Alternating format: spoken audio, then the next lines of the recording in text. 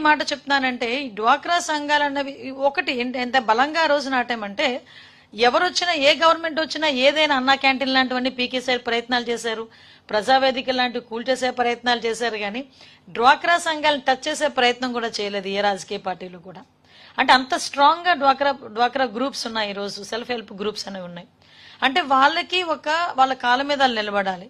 ఇంతకు ముందు రోడ్డు మీదకి వచ్చి బ్యాంకులోకి వెళ్ళి బ్యాంకులో డబ్బులు ఎలా అయ్యాలో తీయాలో కూడా తెలియని మహిళ, బ్యాంకుకి నువ్వెందుకులే అని చెప్పే మనిషి, ఇంట్లోని భర్త, ఈ రోజు నువ్వు బ్యాంకుకి వెళ్ళి డ్వాక్రా రుణం ఇస్తున్నారంట, డ్వాక్రా రుణం కట్టాలంట, వెళ్ళి రా అని చెప్పుకునే పొజిషన్.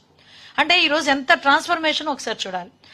ఇటువంటి నేపథ్యంలో మనం కొంచెం బాధపడాల్సింది, కొంచెం ఇబ్బంది పడాల్సింది ఏంటంటే ఈ మహిళలకి సంబంధించి ఒక మహిళా రిజర్వేషన్ బిల్లు చట్టసభల్లో మహిళలకి 33% రిజర్వేషన్ ఇవ్వాలి అనుకున్న బిల్లు 30 సంవత్సరాలుగా కూడా అంటే వస్తుంది వెళ్తుంది ఏదో దోబూచులాట్లాగా ఆడి ఆఖరికి మొన్న ఇంప్లిమెంట్ అవుతుంది అని దేశంలో ఉన్న ప్రతి మహిళ కూడా ఎదురు చూసిన క్షణాన్ని కూడా ఒక్కసారిగా నీరుగార్చిన